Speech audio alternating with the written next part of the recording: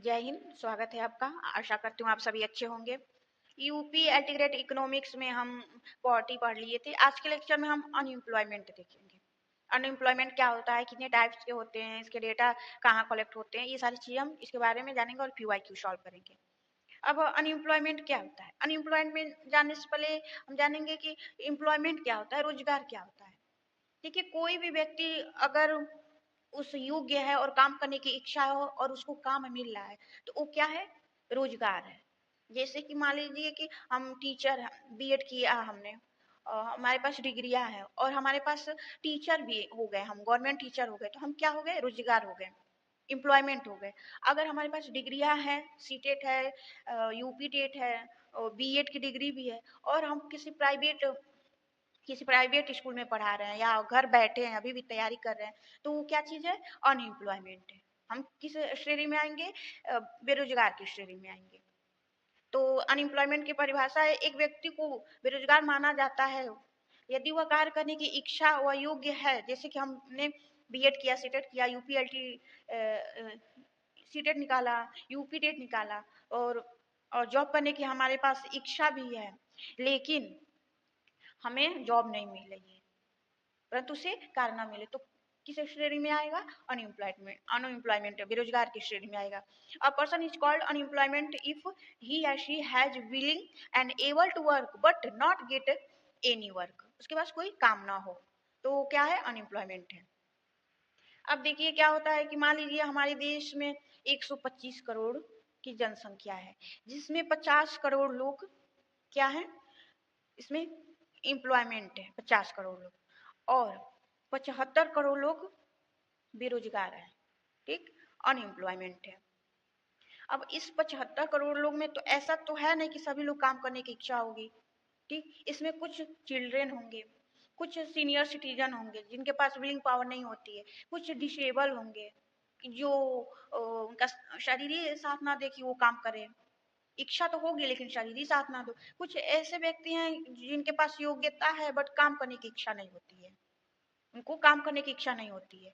और कुछ ऐसे व्यक्ति मिलेंगे इन 75 करोड़ में जिनके पास योग्यता है और काम करने की इच्छा है, लेकिन काम नहीं है, उनको वर्क नहीं मिल रहा है। विलिंग पावर है लेकिन वर्क नहीं मिल रहा है, तो ये लोग बेरोजगारी अनएम्प्लॉयमेंट के श्रेणी में नहीं आएंगे।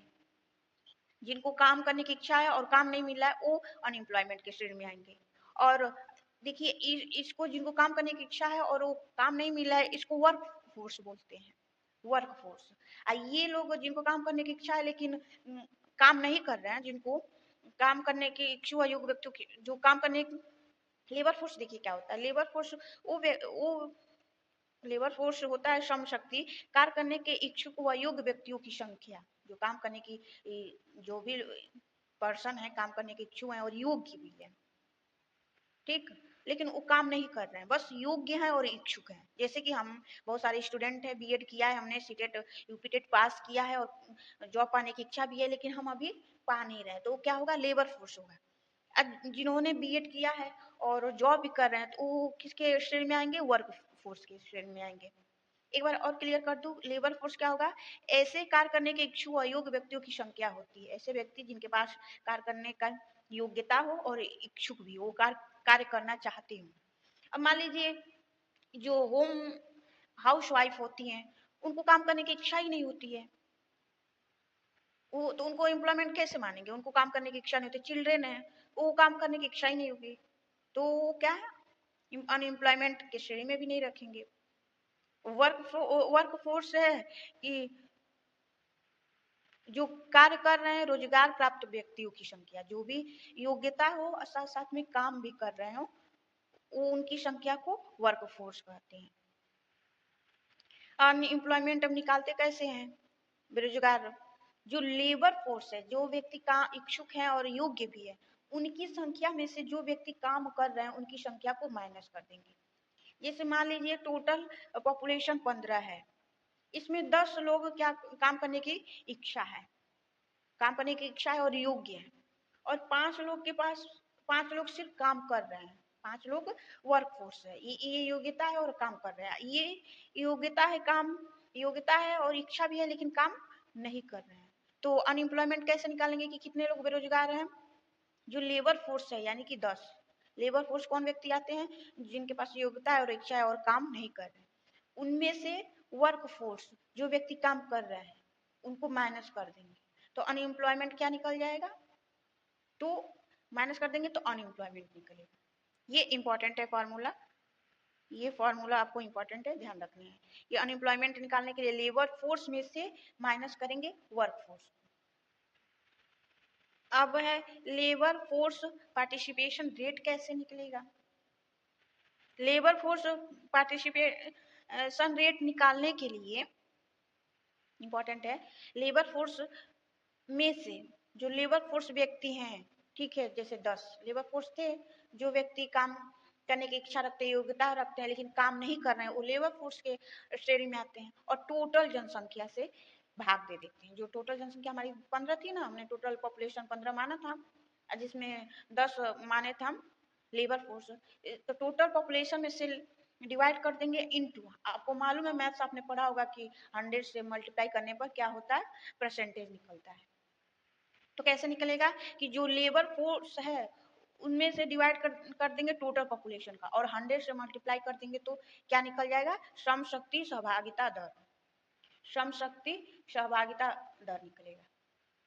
ओके, फिर पार्टिसिपेशन रेट सहभागिता दर वर्क फोर्स पार्टिसिपेशन रेट, ये तो लेबर फोर्स पार्टिसिपेशन रेट निकला। अब वर्क फोर्स पार्टिसिपेशन कैसे निकलेगा, कार्य शक्ति सहभागिता दर, तो जैसे हमने श्रम शक्ति सहभागिता दर निकाले थे लेबर फोर्स में से टोटल पॉपुलेशन को डिवाइड किए थे, वैसे ही कार्य शक्ति सहभागिता दर निकालने के लिए जो वर्क फोर्स है, जो कार्य शक्ति है, उनमें डिवाइड कर देंगे टोटल पॉपुलेशन का और 100 से मल्टीप्लाई कर देंगे तो क्या निकल जाएगा, कार्य शक्ति सहभागिता दर। ये भी इंपॉर्टेंट है, आपको फॉर्मूला याद रखने हैं, आप टीजीटी से रिलेट क्वेश्चन आता भी है, ये थोड़ा टेक्निकल है लेकिन क्वेश्चन आते हैं ये फॉर्मूले से। अगला है कि अनएम्प्लॉयमेंट रेट कैसे निकालेंगे, बेरोजगारी दर कैसे निकालेंगे।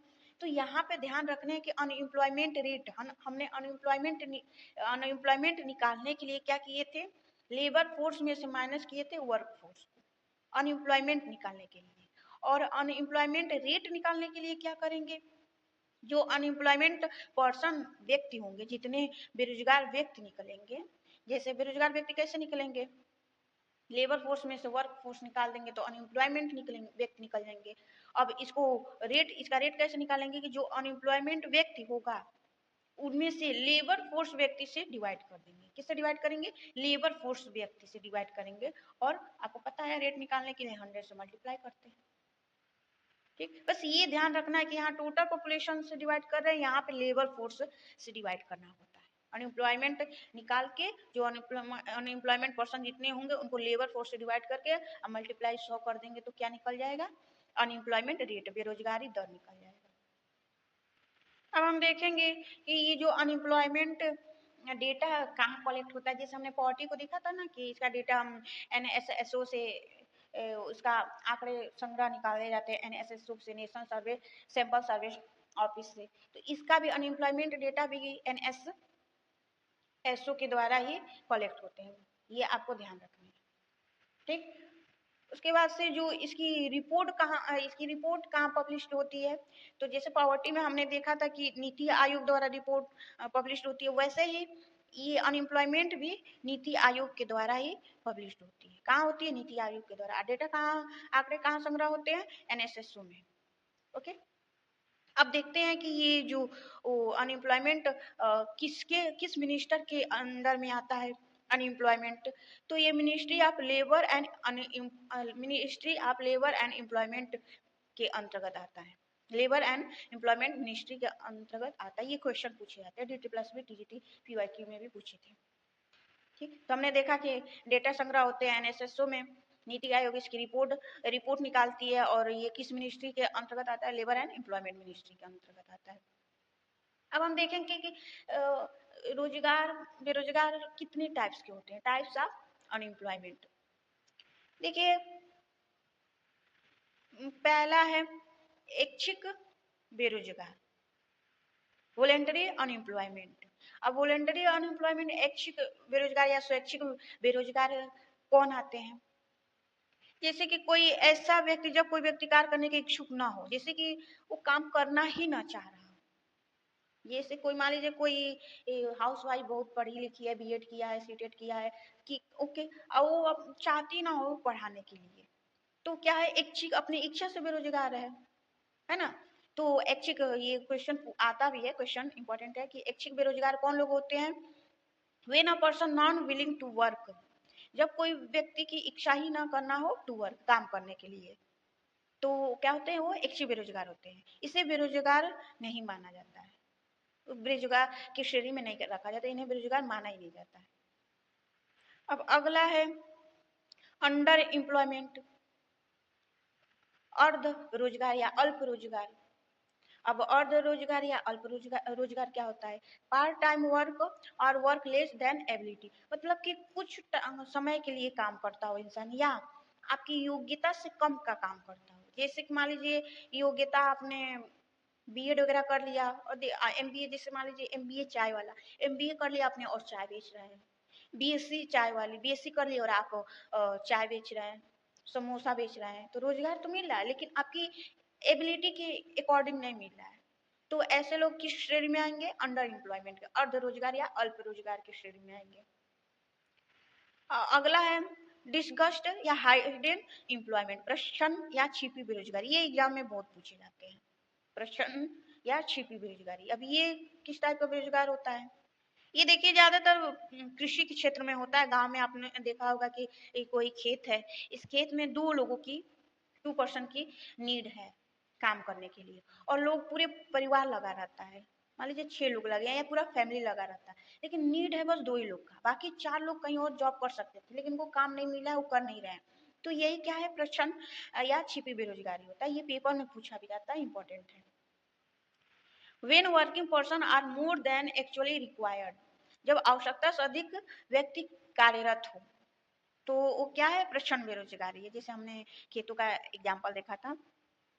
उसके बाद से मार्जिनल या प्रोडक्टिविटी ऑफ लेबर इज 0, जब जैसे 2 लोग की दो लोग उतना ही काम करेंगे जितना कि 6 लोग कर रहे हैं उसी काम को, तो बाकी 4 लोग का क्या है? इसका उत्पाद तो 0 ही ना आएगा। तो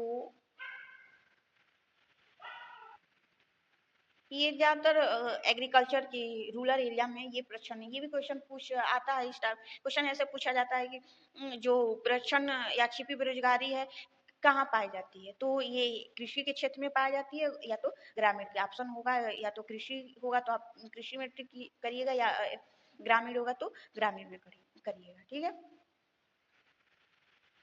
अगला है मौसमी अनएम्प्लॉयमेंट, सीजनल अनएम्प्लॉयमेंट। देखिए क्या होता है, जब हम आप देखते हैं गाँव में या शहरों में भी, जैसे कि अभी विंटर का समय चल रहा है, तो विंटर के समय में जो ये उन्हीं कारोबारी लोग हैं, इनका तो काम है, डिमांड हो जाता है गर्म चीजों का, तो ये विंटर में लगे रहेंगे। जब समर आएगा तो क्या है, ये बेरोजगार हो जाएंगे। तो इसी चीज को ये सीजनल बेरोजगारी करते हैं। जैसे खेतों में देखते हैं, जब बुआई का समय आता है तो सभी लोग व्यस्त व्यस्त मिलते हैं, जब कटाई का समय आता है तो सभी व्यस्त मिलते हैं, बीच में लोग क्या बैठे रहते हैं, कोई काम ही नहीं रहता है। तो ये क्या है? सीजनल, मौसमी बेरोजगार होते हैं। जैसे मौसम आधारित कार्य से संबंधित है, जैसे कि मान लीजिए गांव में हो गए, कृषि एग्रीकल्चर के फील्ड में जो काम कर रहे हैं उनके वो हो गए। ठीक। अब एक साइक्लिकल, एक चक्रीय बेरोजगार होते हैं। अब चक्रीय बेरोजगार क्या होता है?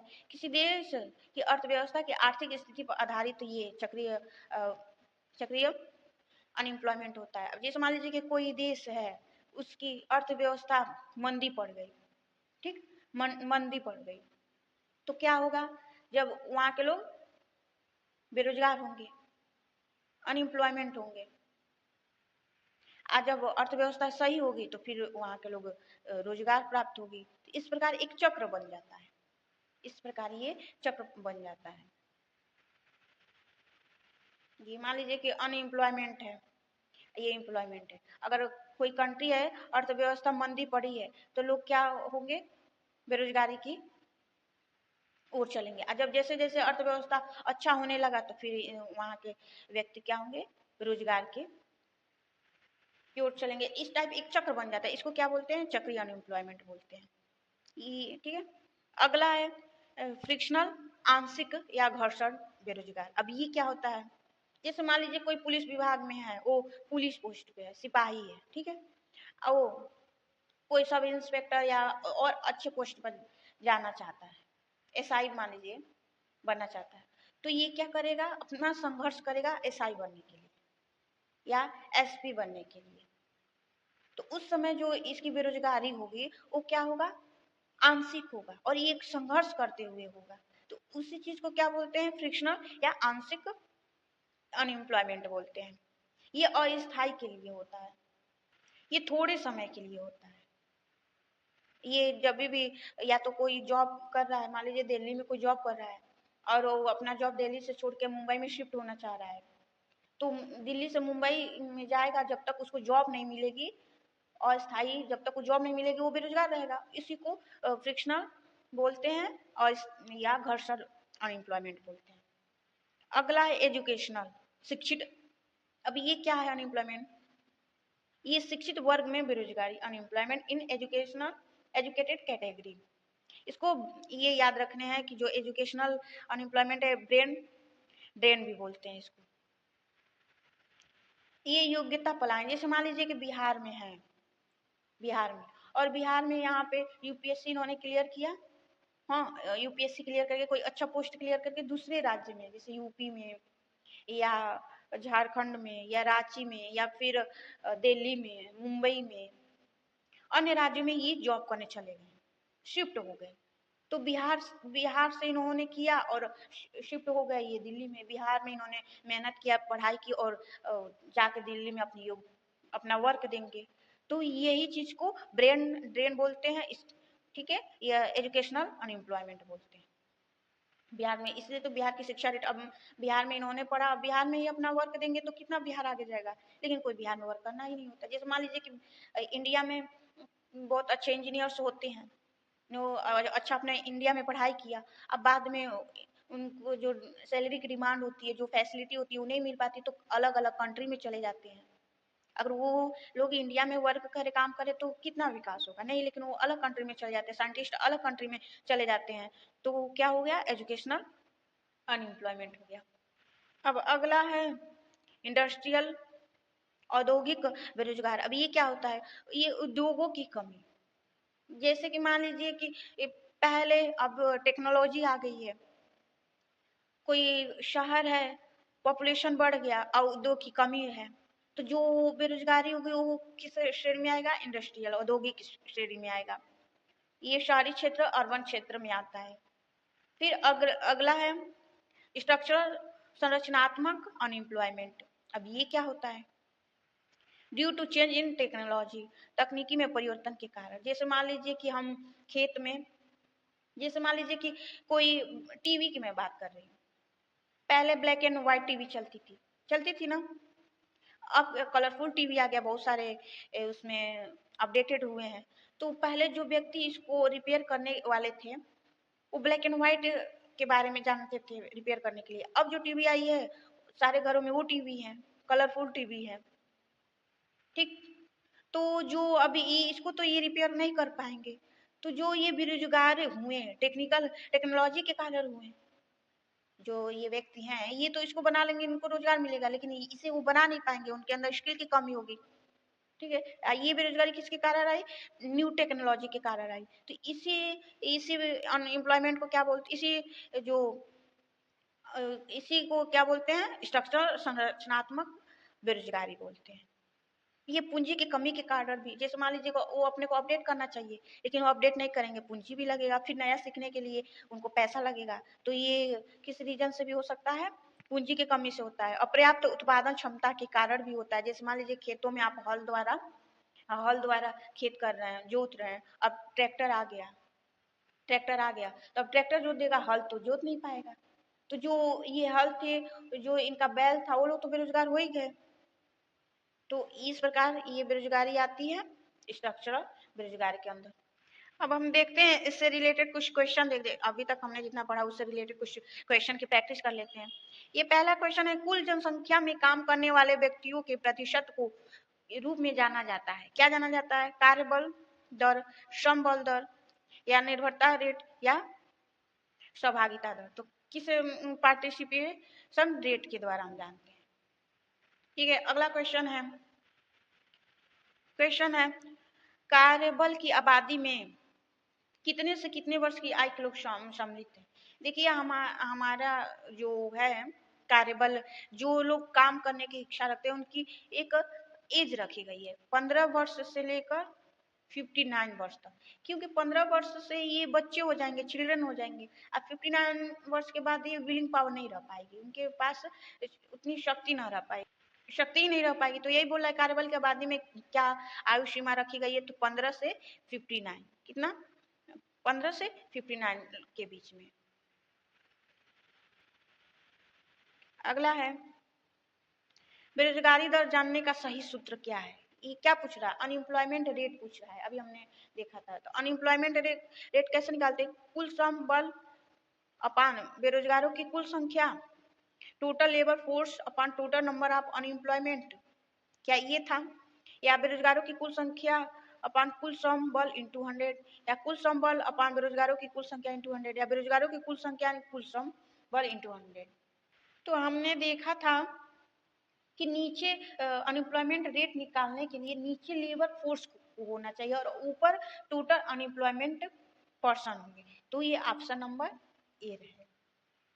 फिर अगला क्वेश्चन है, बेरोजगारी एक ऐसी स्थिति को संदर्भित करती है जहां कुछ श्रमिक नौकरी बदलते समय अस्थायी रूप से काम से बाहर हो जाते हैं। जैसे हमने पढ़ा था ये किस टाइप के अनएम्प्लॉयमेंट के अंतर्गत आएंगे, कि जैसे कोई व्यक्ति है दिल्ली में जॉब कर रहा है, मुंबई में जाएगा जॉब करने के लिए दिल्ली को छोड़ के, तो ये किस टाइप के जो बेरोजगार होगा इस बीच में, तो किस टाइप की बेरोजगारी के अंतर्गत आएगा?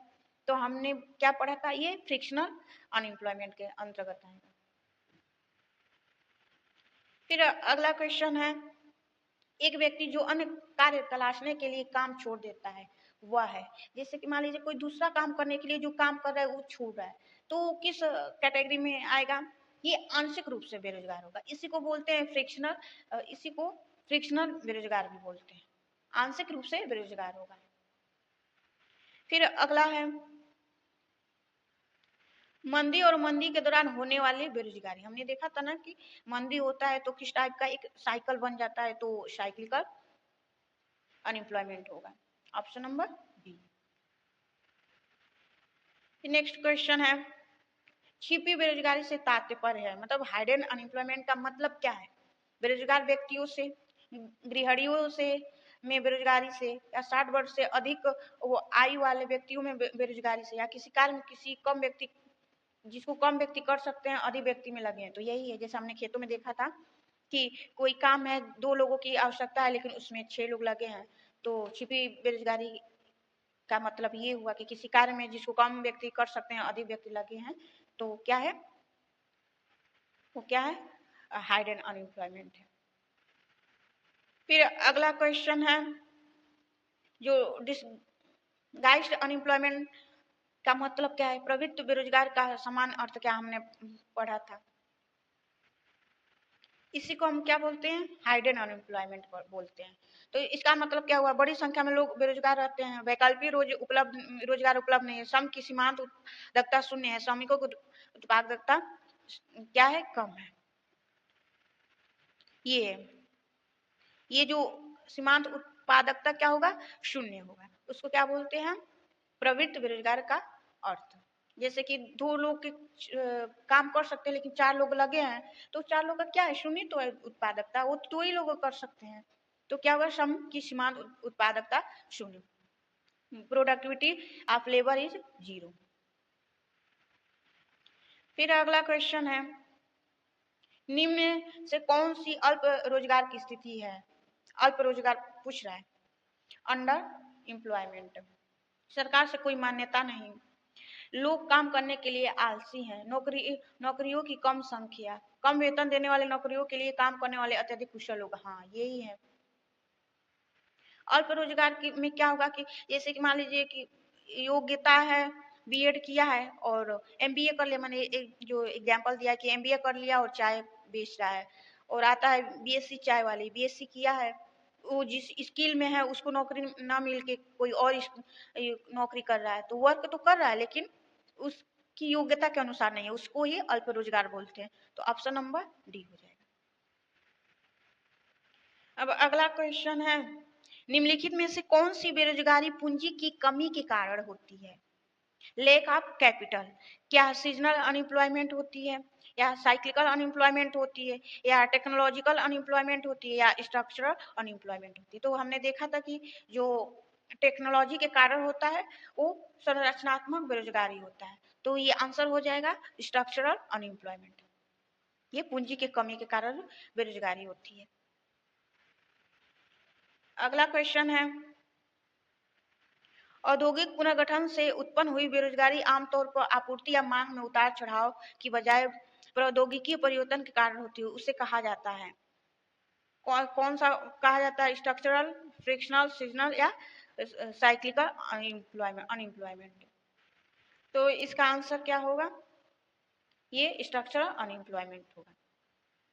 फिर अगला क्वेश्चन है, हमने अभी पढ़ा है कि ब्रेन ड्रेन अनएम्प्लॉयमेंट क्या होता है? मानसिक रूप से विक्षिप्त या बुद्धिहीन लोगों की जनसंख्या नहीं, मानसिक रूप से विकलांग लोगों की संख्या में कमी नहीं, जनसंख्या में अधिक बुद्धिमान संतानों को जोड़ने के लिए नहीं, और ये उच्च योग या कुशल लोगों का रोजगार के बेहतर स्थानों की ओर प्रवास। हाँ, जैसे हमने देखा था ना कि भारत के इंजीनियर या साइंटिस्ट अन्य विदेशी कंट्री में चले जाते हैं, तो क्या है? ब्रेन ड्रेन है।